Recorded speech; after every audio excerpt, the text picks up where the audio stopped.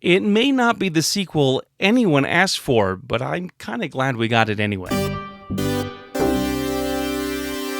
Hi, you're watching This, That, and Theology, helping you see your worldview in the world around you. The 2024 summer season is upon us, and while we've already had some great offerings such as If and Garfield, one of the things most families are looking for is the latest Disney film.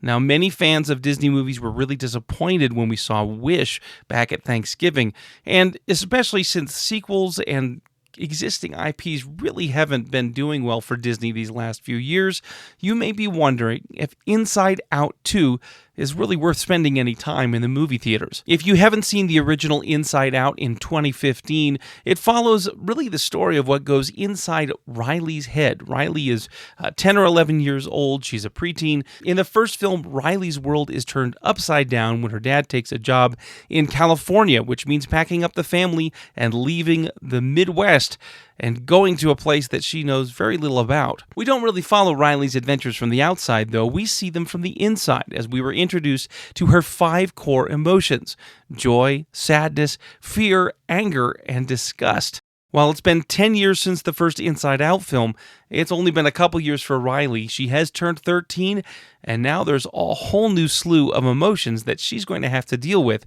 as she moves into young adulthood. Just like the first film, Inside Out 2 deals with change. And for the most part, while this isn't a change in location, it is a change in how we interact with others. It's a change with new emotions that happen as we go from being a kid into being an adult in that area of being a teen. If you've seen any of the trailers for this film, you know that the major plot point is that Riley's 5 emotions are joined by 4 more. We now add anxiety, embarrassment, ennui, and envy. We do get a quick cameo by Nostalgia, but she's not quite old enough for that yet. Without giving away too much of the plot, I can tell you this film deals with how Riley has to deal with her own emotions as they become new, anxiety being chiefest among them. And I can tell you that any adult who's watching this film is going to understand every bit of complexity that comes with these brand new emotions. Here at This, That, and Theology, we're not looking to see if it's just a good film.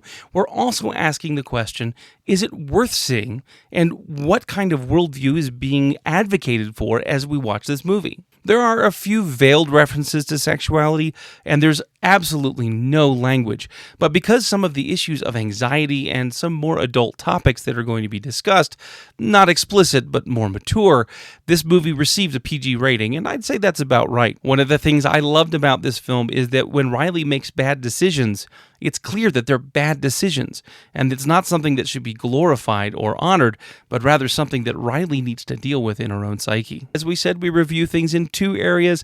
It's worth seeing because there's a lot of things to talk about with this film. As I said, the issue of anxiety is probably the number 1 emotional issue that you have to deal with, and I couldn't help but wonder if this film was geared more towards parents than it was young people. The most important worldview issues to talk about in this film, though, have to do with the new mechanic that's been introduced for Riley. While in the first film we talked about core memories that created the different areas of her personality, in Inside Out 2 we're talking about core beliefs. This core belief structure is Riley's self-image, what she thinks of herself. Early on in the film, she has the image that she's a good person. And Joy, in order to save Riley from anything that contradicts that, has been ditching the memories that don't support that self-image into the back of her brain so that they no longer impact who she is. When anxiety gets on the scene, however, she works very hard to try to rewrite Riley's core personality into something that is constantly worried about the future. And any one of us who's lived any kind of life that's been affected by worry knows that that's a terrible and frightening way to identify yourself. There are 2 aspects of Riley's core identity that I wanted to talk about today because I think they're important as we talk with our families about this film. First of all, the core belief seems to be only identified by her own experiences. Her reality is defined by what she remembers about herself. Her core identity, what she sees as who she is based on self-speak. And there seems to be a lack of external identity where there's truth that trumps whatever she may be feeling. As Christians, we believe that truth defines who we are. We believe that Scripture tells us who we are and that God knows who we really are. One of my favorite Psalms is Psalm 139. And one of the things that has amazed me with that Psalm is that it says God knows everything about us, knows our thoughts, the motivations behind our thoughts, knows our actions, the very motivation behind the actions, knows every day that we have, knows when we'll wake up, when we'll lie down, will even know the very day that we will die. God knows and still loves us.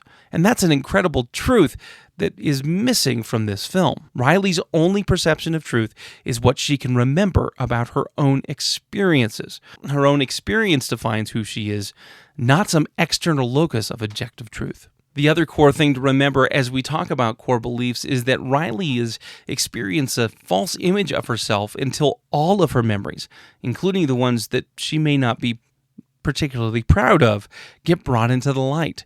Only when she truly recognizes who she is she able to move forward, to repair the relationships with her friends, and to actually have joy again. That's not far off from the biblical understanding that we need to understand who we truly are before God if we're ever to have joy, recognizing that we're not essentially good, that we are people who have sinned before God, and our only hope then is in the cross. As I was watching this film, I couldn't help but think of Matthew 6. Right there in the Beatitudes, Jesus is telling his disciples and those who have gathered around him not to worry, to be anxious for nothing. The reason that he gives is that if God provides for the birds of the field and from the flowers and the grasses, that of course he's going to care for his own children. And so we shouldn't worry about tomorrow because today has enough worries of its own. You could almost see that verse being played out in the final scenes of this film. Anxiety builds her case for controlling Riley because anxiety's job is to make her be afraid of all the things that haven't happened yet. There are powerful scenes where all the things that could go wrong in the future having nothing to do with what's happening today in the here and now. God realized that we can get caught up in anxiety and worrying about things we have no control over that haven't even happened yet.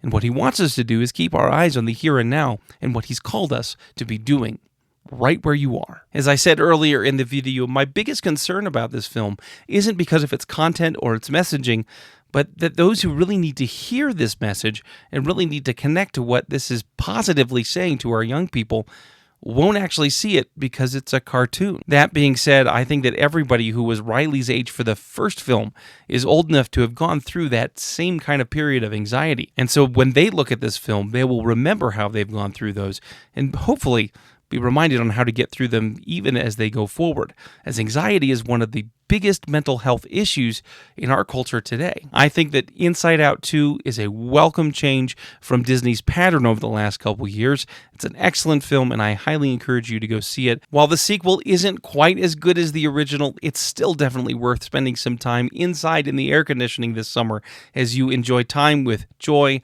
sadness, fear, disgust, anger, anxiety, ennui, envy, and embarrassment in Inside Out 2. Thanks for watching This, That, and Theology. Hopefully this has been helpful as you're trying to examine how to spend your time and your money and your conversations this summer in the movie theaters. Be sure you've liked and subscribed so you don't miss the next time we drop a video. Come on! Riley needs us. Have I ever steered you wrong before? Many times.